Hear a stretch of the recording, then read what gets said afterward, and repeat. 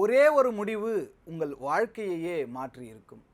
2000ஆம் ஆண்டு உங்களிடம் 1,00,000 ரூபாய் இருக்குதுன்னு கற்பனை செஞ்சு பாருங்க.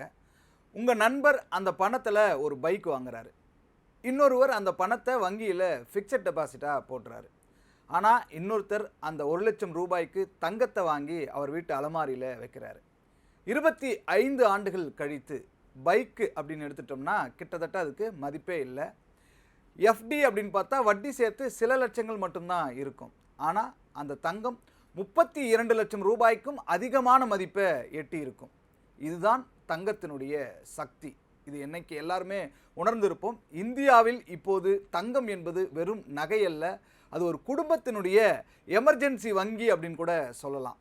திருமணம் என்றாலும் இங்கே தங்கம் தான் முக்கியத்துவம் இருக்குது. குழந்தையினுடைய எதிர்காலம் என்றாலும் தங்கத்துக்கு தான் முக்கியத்துவம் இருக்குது. பொருளாதார நெருக்கடி வந்தாலும் முதல்ல எது கை கொடுக்கிறது அப்படின்னு பார்த்தா தங்கமாகத்தான் இருக்கிறது. அதனால் தான் இன்னைக்கு தலைமுறைகள் மாறினாலும் தங்கத்தின் மீதான நம்பிக்கை அப்படிங்கிறது மாறவே இல்லை.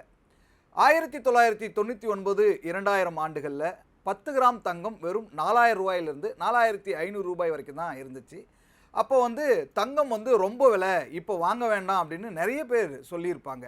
ஆனால் இன்னைக்கு என்ன இருக்குது நிலைமை அப்படின்னு பார்த்தா அதே 10 கிராம் தங்கம் 1,45,000 ரூபாயை தாண்டி ஒரு புதிய உச்சத்தை எட்டி இருக்கிறத நம்ம பார்க்குறோம்.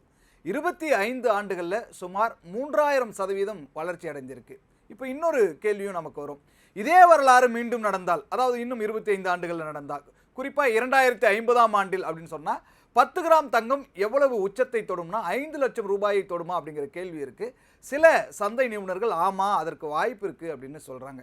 ஏன் அதற்கு வாய்ப்பு இருக்குது? ஒரு எளிய உதாரணமாக சொல்லலாம். ஒரு கிராமத்தில் தினமும் 100 பேர் மாம்பழம் வாங்க வர்றாங்க. ஆனால் அங்கே விற்க இருக்கிறதுக்கு 20 மாம்பழங்கள் மட்டும்தான் இருக்குது. அப்போ என்ன நடக்கும்? விலை தானாகவே உயர்ந்துவிடும், டிமாண்ட் அதிகமாகும்போது. தங்கத்துக்கும் இதே கதி தான். பூமிக்குள்ளே இருக்கிற தங்கம் வர முடியாது, அதற்கு எல்லை உண்டு. ஓரளவுக்கு தான் வெட்டி எடுக்க முடியும் போது வாங்குறவங்க அதிகமாக இருக்கும்போது ஒவ்வொரு ஆண்டும் அதிகரித்து கொண்டே தங்கத்தின் விலை செல்வது. இது மட்டும் கிடையாது.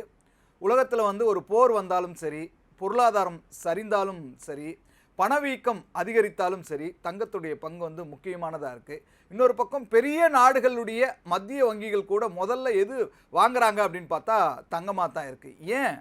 காகித பணத்தினுடைய மதிப்பு மாறலாம், ஆனால் தங்கத்தின் மீது இருக்கின்ற நம்பிக்கை எளிதில் மாறாது அப்படிங்கிறது தான் உலக நாடுகளுடைய பார்வையாக இருக்குது, பொதுமக்களுடைய பார்வையாகவும் இருக்குது.